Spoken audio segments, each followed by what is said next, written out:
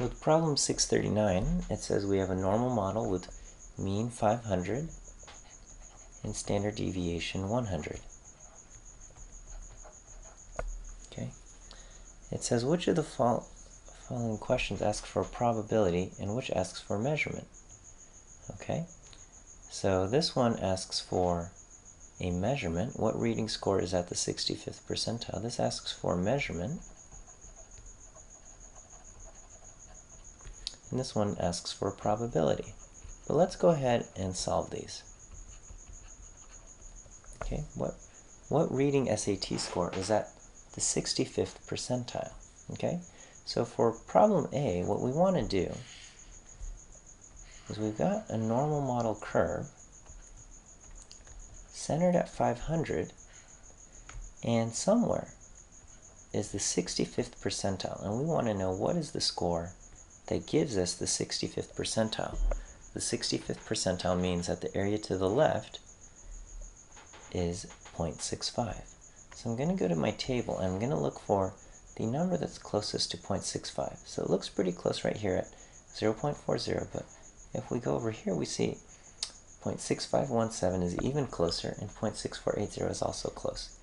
Between these two numbers, the closest one is 0.6517, and that has a z-score of 0.39. So whatever this number is, it has a z-score of 0.39.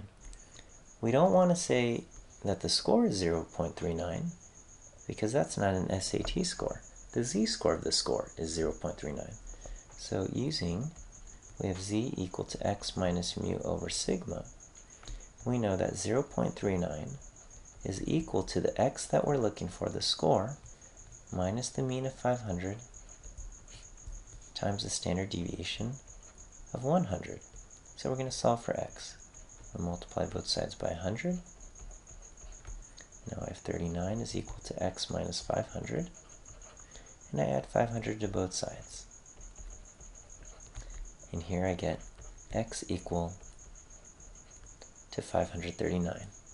So the answer to part A is a measurement, and the number is 539. For part B, this is finding a probability. We're centered at 500.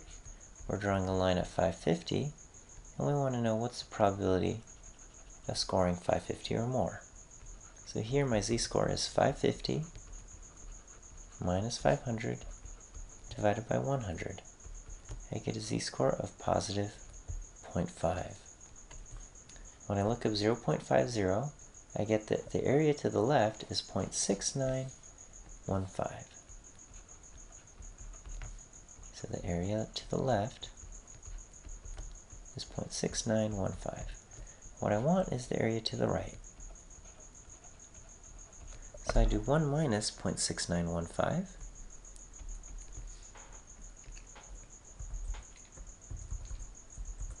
And I get that the area to the right is 0.3085. Make sure you know how to do both problems and that you can identify the difference between problems of type A and problems of type B.